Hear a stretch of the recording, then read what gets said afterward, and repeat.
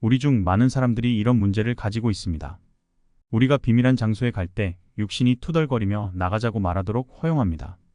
찬양 속에 서서 찬양할 때 감동을 받고 1시간 동안 서 있는 것이 전혀 어렵지 않을 수 있습니다. 누군가가 깊이 있고 설득력 있게 말씀을 전할 때 우리는 그들이 하는 말에 이끌릴 수 있습니다. 말씀이 풍성하기 때문이죠. 우리는 불평 없이 그 말씀을 받아들이기도 합니다. 우리는 사역에서 봉사할 수 있고 고아원에서 봉사할 수 있으며 급식 프로젝트에서도 봉사할 수도 있습니다. 그런 일을 할 때에는 아무 문제가 없어요.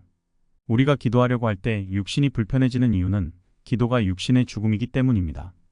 기도는 우리가 육신이라고 부르는 그 사람을 뒤에서 목을 잡고 억누르며 복종하게 하고 제자리에 머물도록 하는 방법입니다.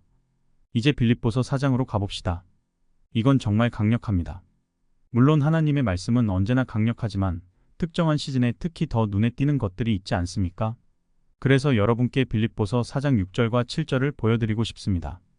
아마 이 부분의 성경을 여러 번 읽어보셨을 텐데 이번에는 놀라운 점이 있었습니다. 아무것도 염려하지 말고 오직 모든 일에 기도와 간구로 너희 구할 것을 감사함으로 하나님께 아뢰라. 이 문장 자체가 이미 인생을 바꾸는 구절인 것입니다. 아무것도 염려하지 말라. 왜냐하면 예수님께서 말씀하시기를 염려는 당신에게 아무런 도움이 되지 않는다고 하셨기 때문입니다. 염려는 어떤 일이 일어나게 하거나 일어나지 않게 만들지 않습니다. 염려는 쓸모없는 통제 시도에 불과합니다. 염려는 당신의 육신이 기도하는 방식입니다. 염려는 기도를 흉내내지만 무기력한 육신의 가짜 기도입니다.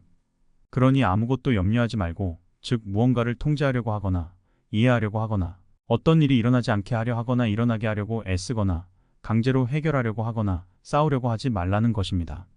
하나님께 당신이 필요한 것을 말하고 그분이 이미 하신 모든 일에 대해 감사드리세요.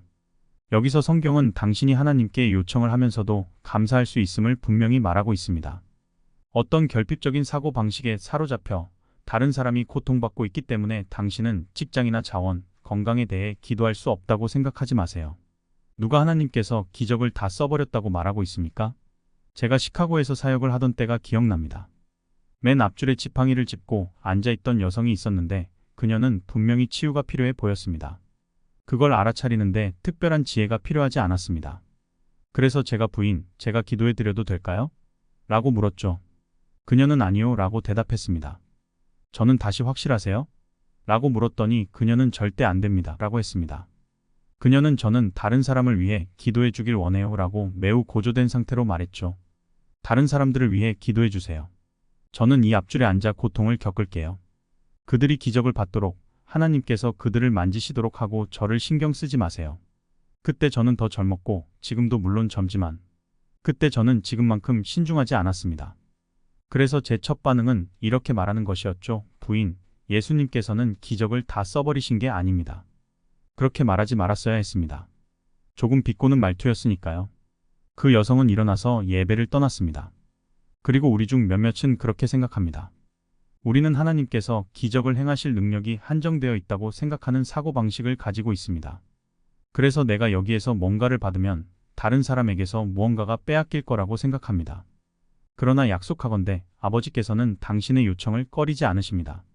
그러나 그것은 우선순위의 문제입니다. 축복을 받는 것은 괜찮지만 축복이 당신을 지배하지 않도록 하세요. 여기서 두 가지를 모두 할 수 있습니다. 하나님께 당신이 필요한 것을 말하세요. 주님, 이것이 제가 필요로 하는 것입니다 하고 구하되 필요와 욕구를 혼동하지 마세요. 주님, 이것이 제가 필요로 하는 것입니다. 이것이 제가 구하는 것이며 이것이 제가 기도하는 것입니다. 그리고 동시에 그분께 감사할 수 있습니다. 그러니까 하나님께 요청을 드리면서도 감사할 수 있습니다. 이제 여기서 제가 관점을 바로잡고 싶은데 이것이 많은 신자들이 혼란스러워하는 부분입니다. 7절을 보세요. 그리하면 모든 지각에 뛰어난 하나님의 평강이 너희 마음과 생각을 지키시리라. 언제 그 평강을 경험하나요? 하나님께 기도하고 감사할 때입니다. 이 평강은 우리가 이해할 수 있는 모든 것을 초월합니다. 그의 평강은 그리스도 예수 안에서 당신의 마음과 생각을 지켜줄 것입니다. 이것을 이해하는 것이 중요합니다. 왜냐하면 이것이 기도의 강력한 열쇠이자 성령의 깊이로 들어가는 길이기 때문입니다. 제가 말하는 것은 문자 그대로 어딘가로 가는 것이나 성령을 아직 받지 않았다는 것이 아닙니다. 당신은 이미 성령을 받았습니다. 제가 말하는 것은 하나님께서 이미 당신 안에 주신 것에 대한 인식과 그것을 받을 수 있는 능력을 의미합니다. 그러니까 하나님은 이미 당신 안에 성령을 두셨습니다. 당신에게는 그 힘이 있습니다. 이제 그 힘을 활용하고 그것으로부터 받게 될 수 있도록 항복하는 것이 중요합니다. 저는 야외 활동을 좋아하는 사람이 아닙니다. 제가 생각하는 캠핑은 침대와 에어컨이 있고 야생을 잠깐 둘러보고 호텔로 돌아오는 것입니다. 저는 그냥 밖에서 살아남을 수 없을 것 같아요. 저는 휴대폰이 등장한 세대에 태어났고 그건 저에게 맞지 않아요. 저는 흔히 말하는 산의 사람은 아닙니다. 하지만 영적인 면에서는 산의 사람이 되고 싶습니다. 영적으로는 여러분은 산의 여인이 되고 싶어야 합니다. 우리는 산의 사람들이 되어야 합니다. 산 꼭대기의 그리스도인이 되어야 합니다. 하지만 많은 사람들이 겪는 문제가 있습니다. 우리는 산을 오르려 할 때 짐을 짊어집니다. 마치 우리가 산 기슭에 가면 하나님께서 여기로 올라오라고 말씀하시는 것 같습니다. 오라고, 깨달으라고, 즐기라고 말씀하시며 왕이 초대장을 보내십니다. 시편 80편 18절에서는 우리를 소생시키소서 우리가 주의 이름을 부르리이다 라고 말합니다. 하나님께서 우리를 소생시키시면 우리는 그분을 부르게 됩니다. 하나님께서 우리를 부르실 때 많은 사람들이 걱정거리, 근심, 책임감을 짊어지고 그것을 배낭처럼 어깨에 메고 등반을 시작합니다. 그렇게 해도 등반은 할 수 있지만 시간이 더 오래 걸릴 것입니다. 결국 당신은 마실 수 있는 그 우물을 찾게 될 것이지만 그 우물을 파는데 시간이 더 걸릴 것입니다. 그렇게 배낭을 어깨에 메고 기도의 길을 오르기 시작하면 육신이 당신과 싸우기 시작합니다. 당신은 기도하고 또 기도하고 있지만 생각들이 머릿속을 가득 채웁니다. 내가 필요한 것을 샀는지 기억이 안 나. 내가 그 청구서를 지불했나? 뭔가 스케줄이 있었는데 까먹은 건 아니겠지? 내가 전화를 놓친 게 있나? 아프면 어떡하지? 뭔가 나쁜 일이 일어나면 어떡하지? 직장을 잃어버리면 어떡하지? 하나님, 저는 당신을 느끼지 못하겠어요. 저에게 화나신 것 같아요. 제가 뭔가 잘못 기도하고 있는 건가요? 제가 바르게 기도하고 있나요? 기도할 때 서도 되나요? 앉아도 되나요? 기도할 때 걸어도 되나요? 언제 내 소원을 아뢰어야 하나요? 언제 중보 기도를 해야 하나요? 언제 방언으로 기도해야 하나요? 마음으로 기도해도 되나요? 아니면 소리 내어 기도해야 하나요? 그리고 그럴 경우 마음속으로 방언으로 기도해도 되나요? 우리의 마음은 여기저기 방황합니다. 혼란스러움 그 자체입니다. 그렇게 하다 보면 20분이 지나가는데 실제로는 기도를 하나도 하지 않은 것입니다. 그렇게 짐을 어깨에 메고 산을 오르지만 세상의 것들에 짓눌려 걸어갑니다. 성경에서 이렇게 말합니다. 하나님이 이미 이루신 것을 믿고 너희 구할 것을 감사함으로 하나님께 아뢰라 그리하면 평강을 경험하게 될 것이다. 하지만 우리는 이런 말을 하곤 합니다. 기도하러 가기 전까지는 완전히 평안했는데 기도하러 가는 순간 갑자기 그 생각들이 그 감정들이 몰려왔어요. 미래에 대한 걱정, 과거의 부끄러움, 현재에 대한 의문과 의심들, 기도를 시작하기 전까지는 나타나지 않았어요. 아닙니다. 그 생각들이 기도하러 갈 때 나타난 것이 아니라 기도하러 갈 때 드러난 것입니다. 당신이 너무 바빠서 당신 안에서 무슨 일이 일어나고 있는지 조용히 들을 수 없었던 것입니다. 그래서 그리스도인들이 우울증에 걸리는 것이 놀라운 게 아닙니다. 그리스도인들이 불안 속에서 걷고 있는 것이 놀라운 일이 아닙니다.